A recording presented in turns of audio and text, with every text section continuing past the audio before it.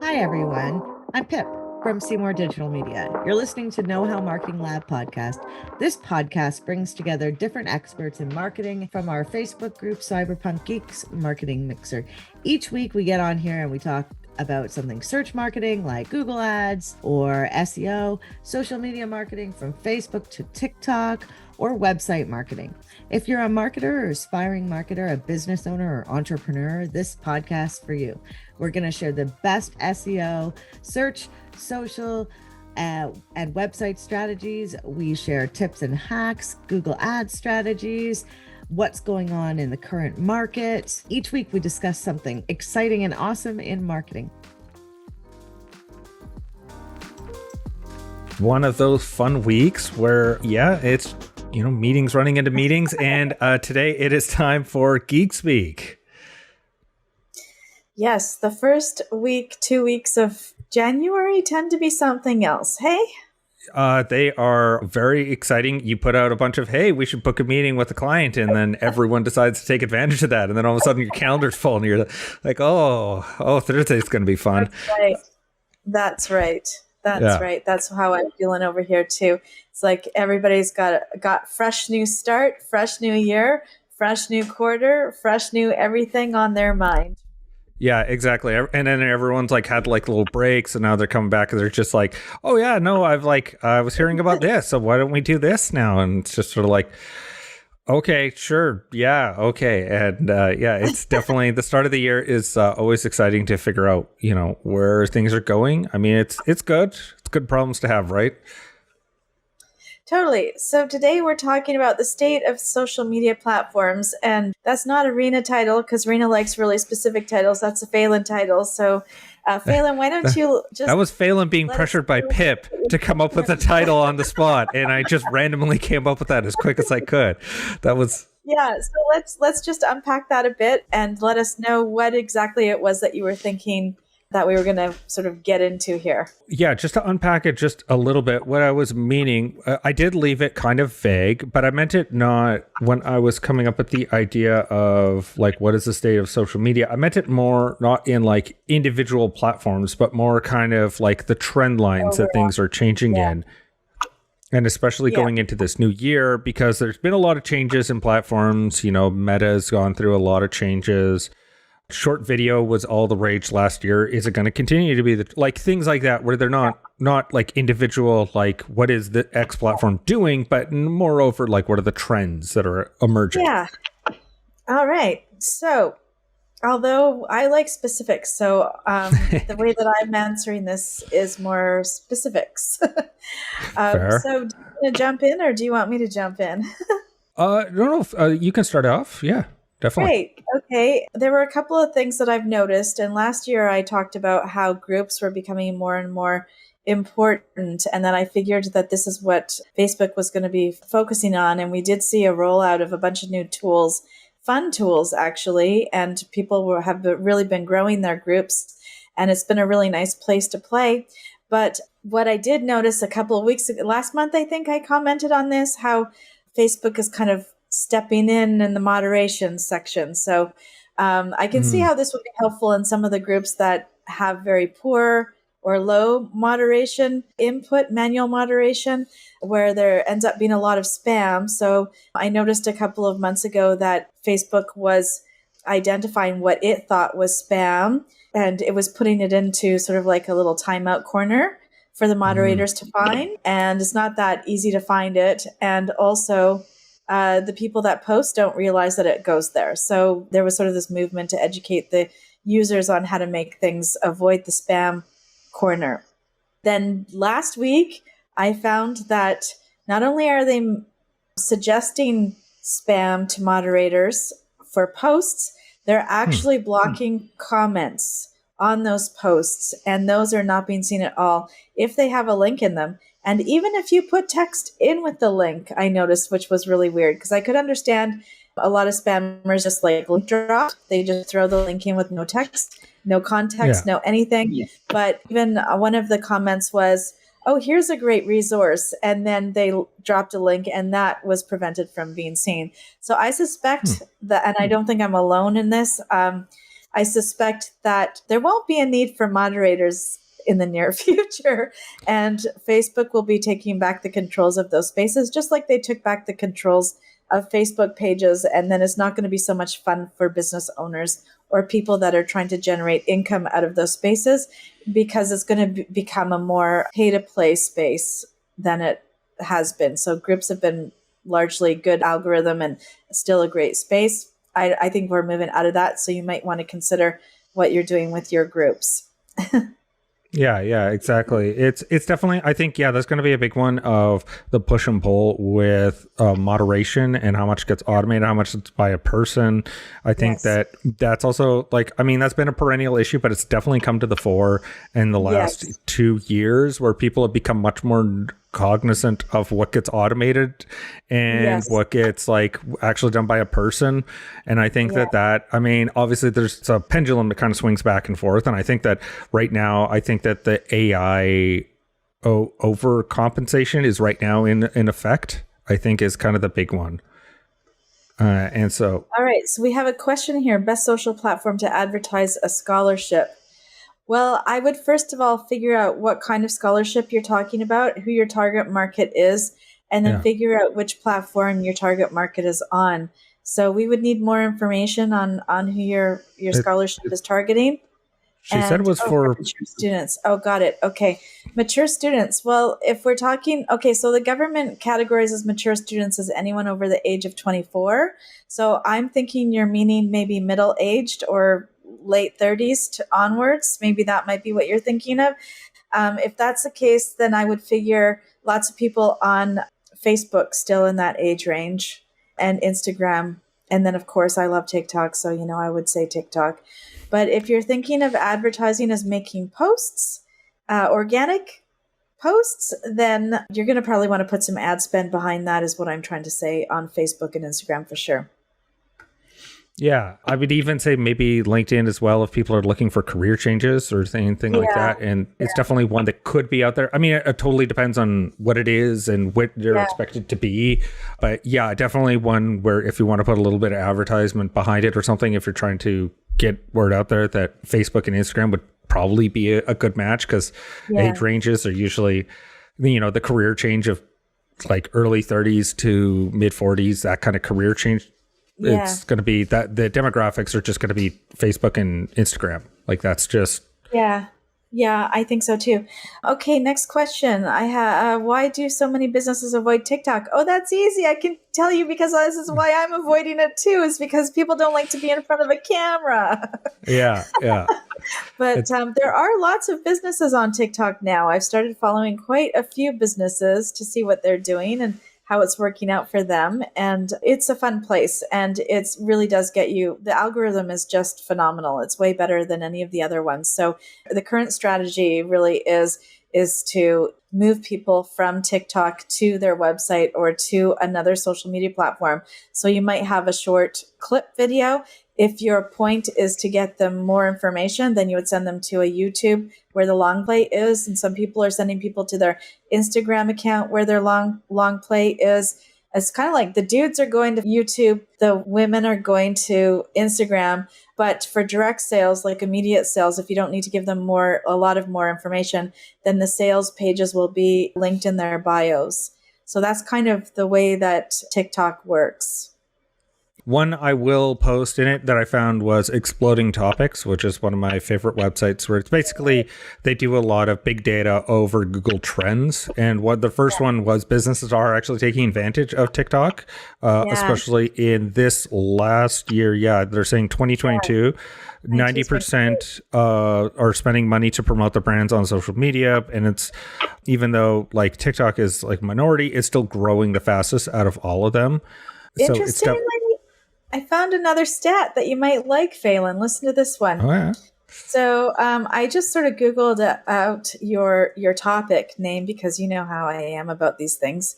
And I got these social media stats for Canada, and still people are using an average of social media only 1 hour a day, which I thought was not that much compared to how much time I spend on social media, So I suppose that they're looking at it from all Canadians. So maybe there are a lot of people that are still not online or not, we have an older demographic that's not there.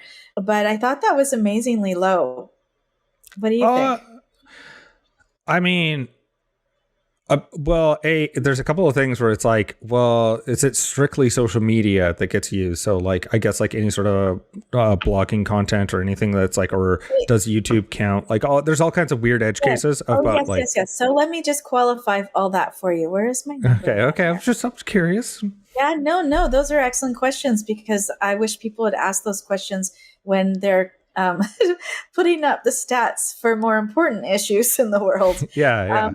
But yeah, so they included platforms. They divided it all up, and overall it was 1 hour. So they were divided into really interesting categories I never thought about. So for example, they don't put Instagram under social media platform. They put that under a media sharing platform, which is not how I would think of Instagram or any of those things. And then they divided into chats, like the messaging style, like WhatsApp, Messenger, and Telegram, and those types of places.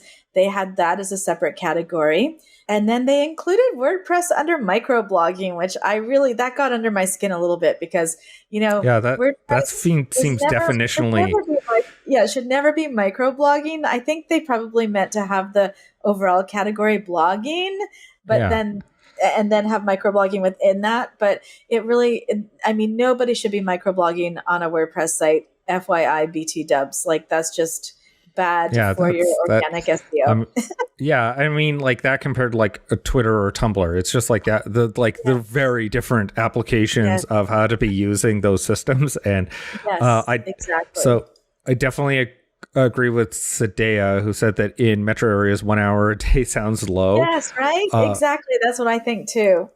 I mean, from my own experience, I don't even when I was living in Vancouver, I was mostly listening to podcasts. So I wouldn't have counted as social media, because that doesn't fit into that rubric. And so it's definitely, obviously, AI powered stuff is going to become bigger, though. I think that most people don't. I think they're overestimating how good it's going to get, because let's just say the AI tools hit the uncanny valley quite quickly. So that's actually an excellent segue into the next. I know that you had a few things to talk about this, but I also have some bits to put in.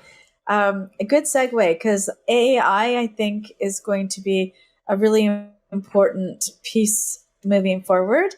So, and there've been a few different approaches. Some people are like, oh, it's going to take away all the jobs. And then, of course, you had mentioned the uncanny about it. And it's true. I did some reading since the last time we spoke. And one of the things is that you still can, just like you can tell when a blog article is written by a writer versus an SEO writer, like there are definite distinctions that you can tell in the format and how the language is. And you can tell the difference between an English lit grad and a marketing writer, like a copywriter. You can really tell those differences. So there are sort of weirdo little ways where you look at the sentences and what they're saying, and you're like, it's not wrong. It's almost like ESL. It's not wrong. It's just not usual, And so it does that sort of, it has that kind of weird feeling in certain areas, which sort of goes to the sort of colloquialism of communication, I think. And just like you can pick out a British writer from an American writer from an English Filipino writer, like you can really, or even those things, or even Canadian to American. There's going to be like weird little subtleties that and even it's not just in the spelling. It's not just in the spelling. There's going to be always like weird little things that just like, that's not the way I would have worded that, or that's not really a metaphor I would have used, or like there's idioms that you just don't think of that. Like, I think that even, and also because they're, especially with AI tools, because they're predictive, they're taking like 70% of the time, the word that follows this one is this. So it's like, well, but that's not all the time. And there's going to be some cases where that's not the case. That's right. Want to know more about SEO? We've got a class for that. Our mission is to educate students about the right tools, techniques, and strategies to grow their businesses using the most up-to-date search engine marketing optimization techniques and tools Find out more at knowhowmarketinglab.com. I remember a blog writer that I was looking at working with, and they had tried to make this metaphor of a bride in her veil. And what she meant was kind of like wrapped beautifully in this sort of veil-like material. And what the word that she used was strangled. She was strangled by her veil. And it's like, oh, that was jarring for me, you know? But yeah. I can see if you use a thesaurus and you're not really quite clear on word usage, it's not incorrect. Like, it does look like that when you look at the photo, but that's not the word that we would use because it has such a negative connotation. So I think there's going to be lots of weirdo little things like that in the AI that we're going to need to use. So it could be used as a tool to help writers rather than to replace writers. And, and you don't want to just rely on your AI to do all the work, but it can definitely do some heavy lifting. Yeah, I look at it as basically, it's like a template where it's basically going to give you, like, get rid of blank page syndrome, where you're going to have something that you're going to work with and you're going to be like, I don't like anything in that paragraph. Yeah. Okay, rewrite that. And it's just a starting point is basically. And just my thoughts on that, because I've just been recently working with a transcription software. It doesn't really make the process that faster. In fact, sometimes it can hinder, because when I'm listening to a video and I'm transcribing it myself into a blog article, I'm typing super fast and I can think of the way that I want the words to be put in right away. But working with somebody else's first draft can sometimes be so clunky that it takes almost the same amount of time. It's going to really depend on your subject matter and how accurate you need things to be and how much you want it to reflect your brand in particular as to how useful you're going to find it. Yeah, no, and I agree with you. I think that, everyone, I'm definitely with you with, someone's asking, what transcription software were you using? Oh, I forgot, but I will, was I will look Rev? at it. I think it starts with a D. I think it's a Descript or something like that. Descript, we love Descript. Descript's it's totally great, but it doesn't like the way that I think and approach writing. I find it actually kind of hard to work with these things, these transcripts. I prefer to flow from I prefer to start here and flow with my brain and not work with somebody else's like anything. That's fair. I mean. It just depends on how I like to work. Yeah, I was just going to say, as a guy named Phelan, yes, I get the transcription software might not be the best tool in the box is to use, and expect that. Yeah, a lot of names. I just find it. We mostly use it for like transcribing sales meetings, so you get that you can find the keywords that someone said, and then just go back like, oh, I know that they said that there was a like specific keyword, so you know what the question is, and then just go find that question, and you could just go listen to it again. That's actually really smart. I've never thought of transcribing my sales calls. That's actually very, very smart. I'm going to think about that. And then the other point that I wanted to talk about with AI, which is also important, is that it's going to be easier for people who are experts in their field to work with the AI in their field, because that person is going to know the right questions to ask to get the right kind of blog article out. So you need to really be able to set up the who's asking the question, because, you have to actually sort of figure out who are we writing this for. And then you have to know what the questions are to ask, and then you get a blog article. So a lot of people try and fake knowing expert information, like specific information for a field. You're not going to be able to just take AI if you don't really understand the topic matter in the right way to ask the right questions. And then you're also going to need to understand the subject matter enough to assess where the AI has gone a little bit awry. So those are important points. I would say, as a very concrete example of that one that has come up, is that Stack Overflow will ban you as a user, which is like, that's where people ask coding questions, is Stack Overflow. Like, I have this bit of code, it's not working. Can someone help me figure out why? You are banned. You will be banned if you use GPT-3, because it will generate code. But the problem is, and this is goes back to how we said it was predictive. It's a predictive algorithm. It is not, but code is not predictive. Code is deterministic. So that it actually is determined by only if this, then this will happen. Then it generates a specific outcome based on that as a logical outcome, not like guessing based on a range of possibilities. It's a specific thing. Yeah. Actually, your explanations right there was a really good distinction between predictive and the other one, because I've always had a hard time explaining what predictive actually, how it actually works compared to anything else. People just kind of glaze over when you're talking about that. Well, and I find that it's like a more concrete example of using it as like calling it code. Code is very like it's deterministic. Like this will happen. It's zero. Like you calculate these things. This is what will come out.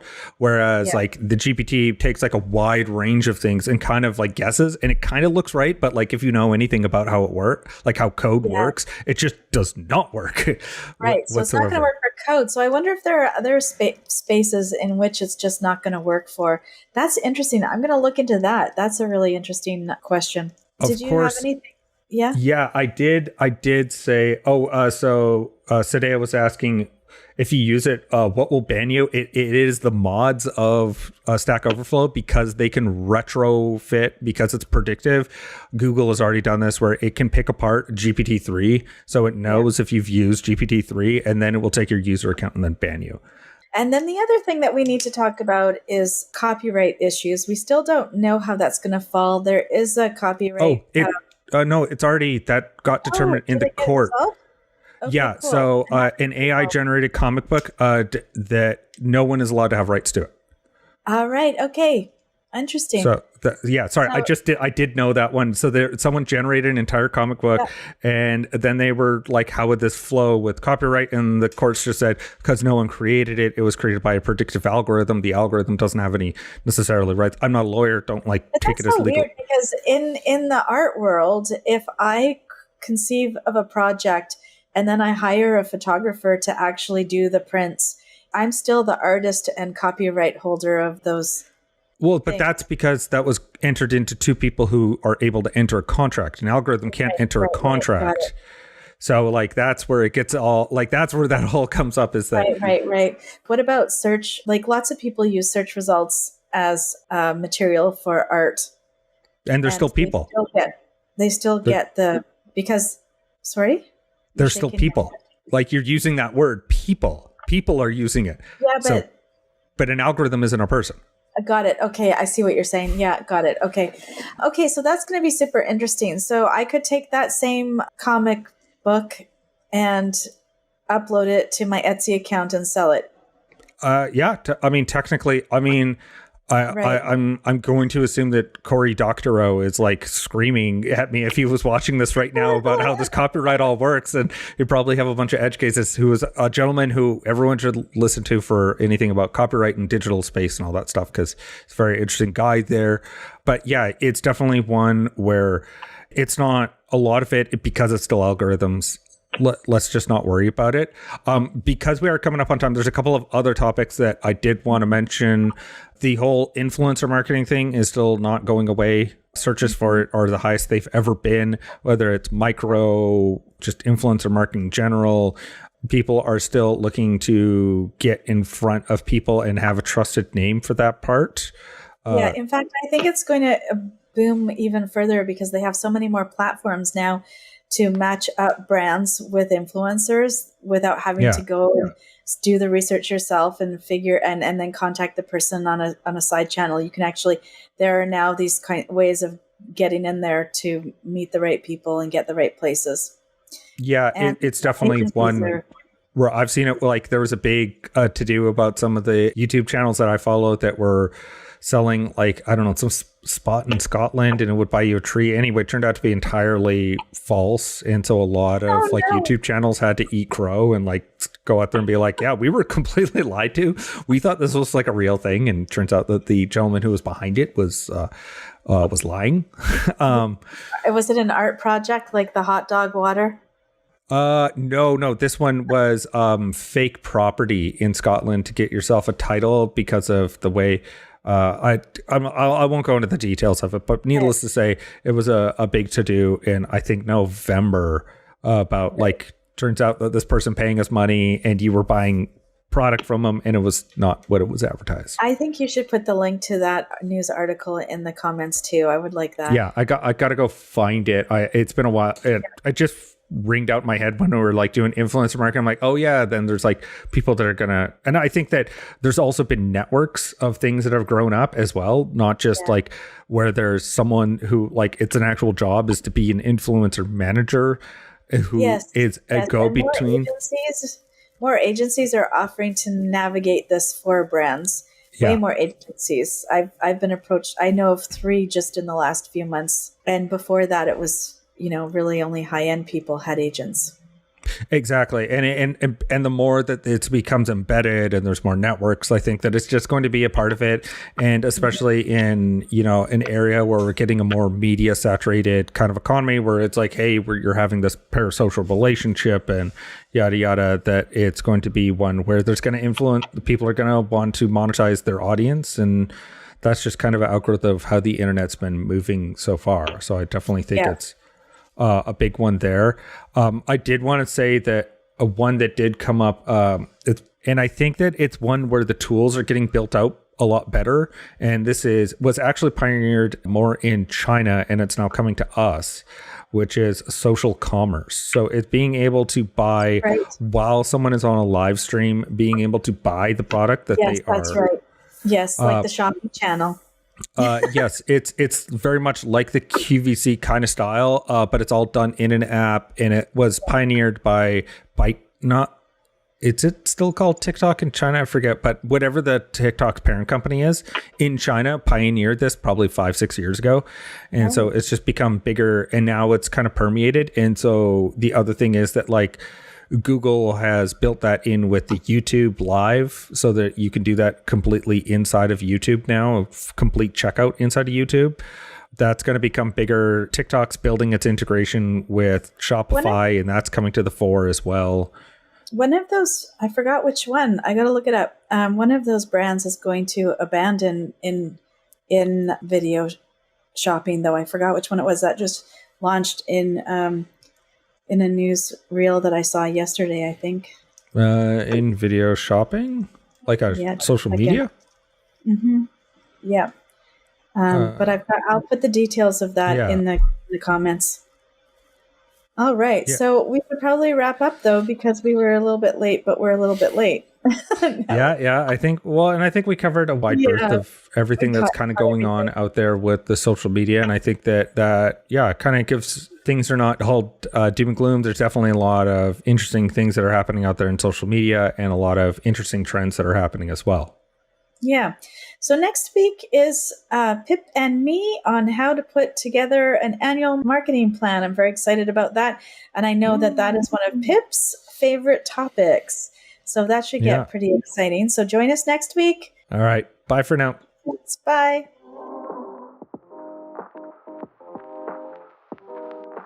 The conversation never stops in our Facebook group, Cyberpunk Geeks.